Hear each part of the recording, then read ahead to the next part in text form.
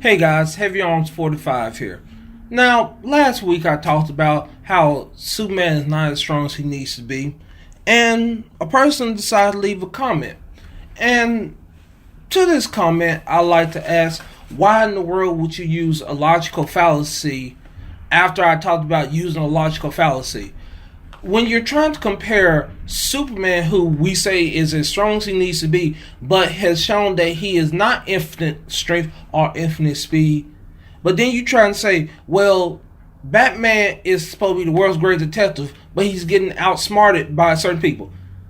Being a detective does not mean that you are infinitely smart. It means that you're able to come to a logical assumption with the evidence that you're able to get to know what's going on.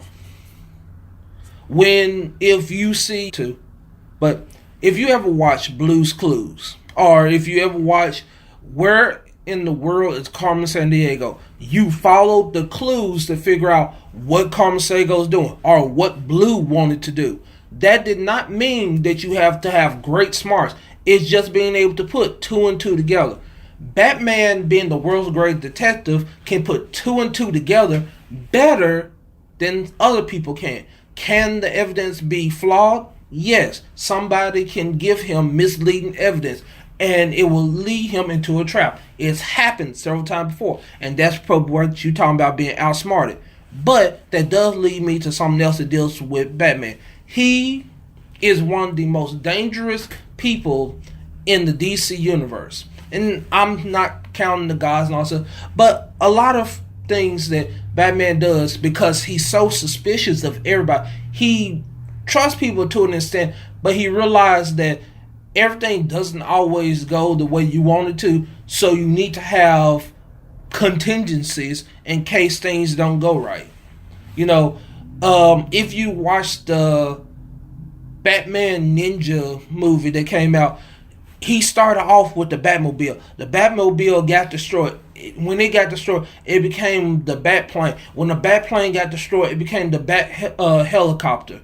I mean, not the Bat helicopter, the Bat motorcycle. The Bat motorcycle then broke down, and it when he was trying to save one, and it became the Bat mecha armor that he had on when he was fighting Bane and trying to hold up a mechanical arm.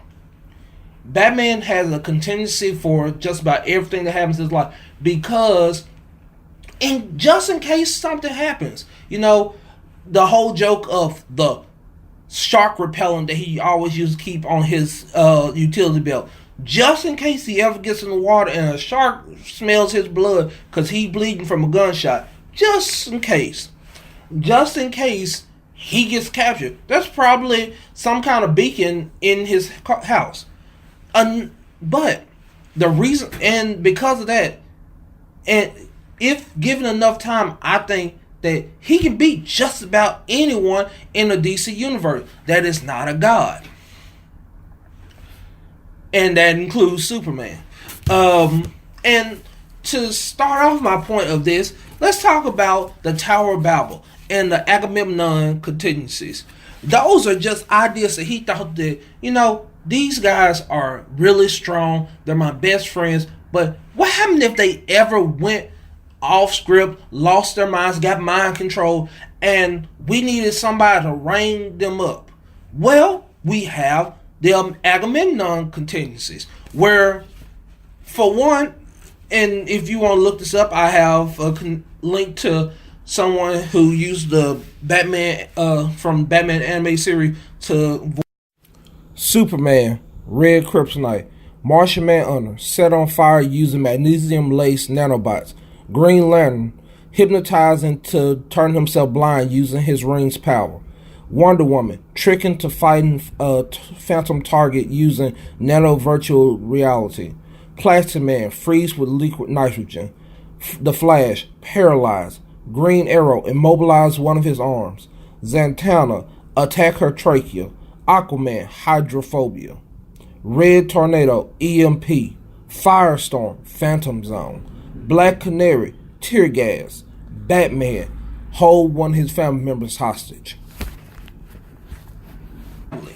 Just And when he said family, he said any family issue. Just bring up having one of his family members as a hostage. Alfred, any one of the Robins, Barbara. Just do that, and he's not able to. He's not rational like he normally is.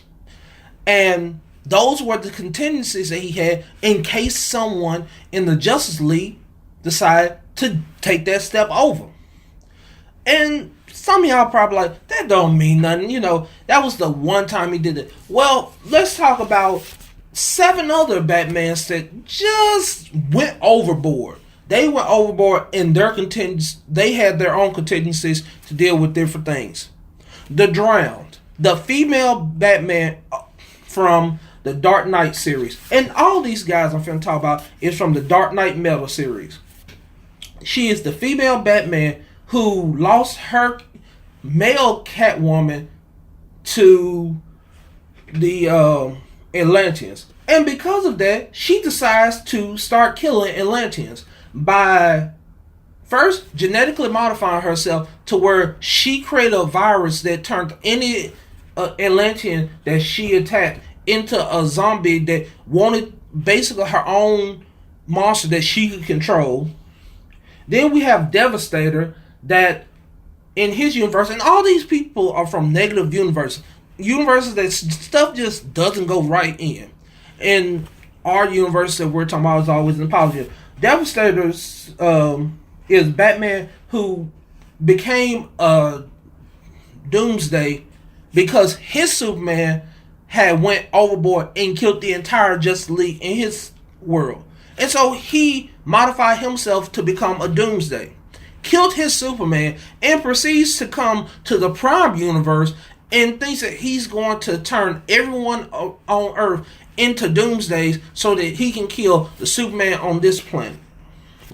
Then we have Murder Machine.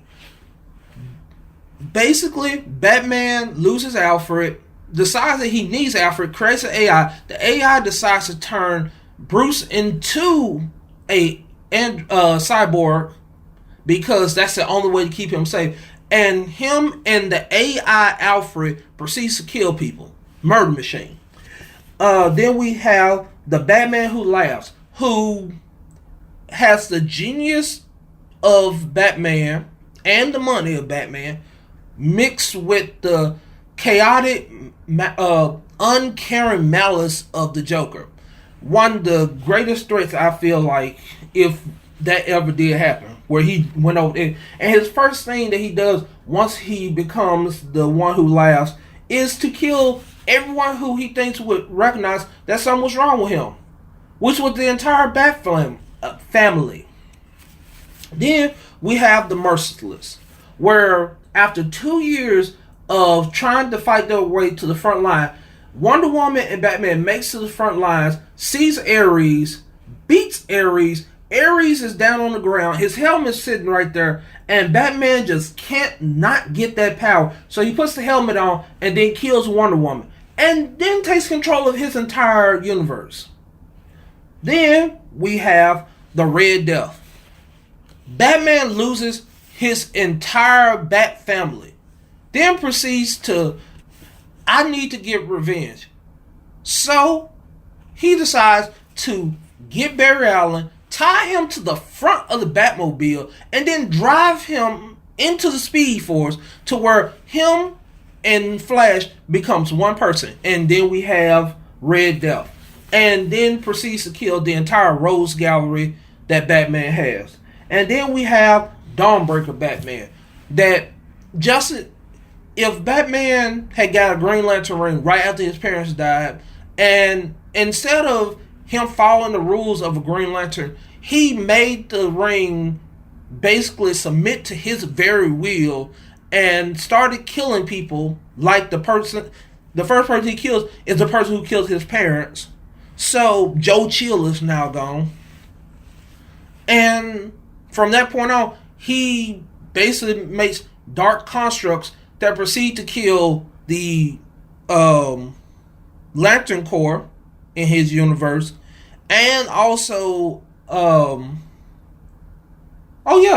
He just kills about everybody. The constructs kill whoever he wants, and they're black. Like, he's almost like a Black Lantern. Those are 7 Batman in the same universe. I mean, in the same storyline. And they all weren't stupid. They all did their stuff marvelously, in my opinion. And when I heard about it, read parts of it, I was wondering how in the world they was going to get out of this. And something I realized from watching this is the only way you get out of a situation that a Batman started was with another Batman. Because, yes, they had all these other heroes from other universes coming up, and they were... You have, but the only way you're able to stop all these things is by having your own Batman.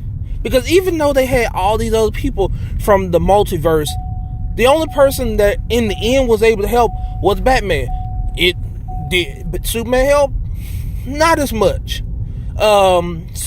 Most of the Superman was stuck to a giant battery powering a weapon that they were going to use to open up a portal to get ready to bring in other people from other negative verses to try and take over the positive verses. That basically made it to where Superman basically was just a giant battery. Before the fights even started, Wonder Woman and Superman was taken out of the game immediately, leaving to where Dr. Fate had to come in and basically save everybody else from being basically captured or even killed in most cases. Like Jonathan Kent, Superman's son in the Rebirth storyline, he was locked up because his mom felt the Doomsday virus starting to affect her, and Lois didn't want to kill her son, so she locked him away to where he could be safe and away from her. And the only person that's able to stop these things is Batman.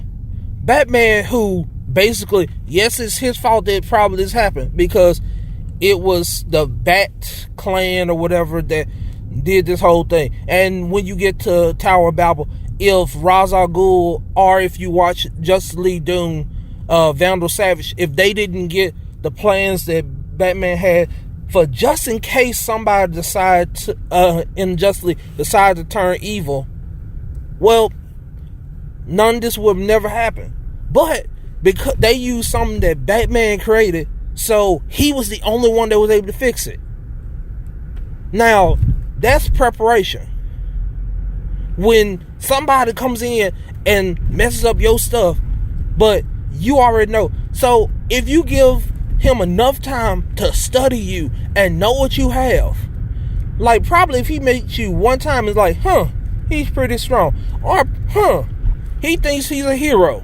I need to make sure I know exactly what he can do and what he can't do. Be bad. He might even have one on how he could try to defeat Darkseid. He just hasn't got the right plan yet. But also, we're knowing now after different comments that Darkseid is not just one entity. He's on a whole nother plane. So Batman will have to learn how to deal with that. But he'll probably figure out how to deal with his avatars. But I'm feeling like I'm starting to rant, so I'm going to go ahead and cut off here. If, what's his name? Jinsoku 440 want to say something about this or talk about how strong he thinks Superman is, I've been willing to debate him on this channel right now. Well, not right now because this is a recording, but chat him and let y'all listen to and see which one of us makes more sense and which one of us is don't use logical fallacies. And I'm not don't say which one. Well, I'm gonna end it here. I'll catch y'all later. Bye.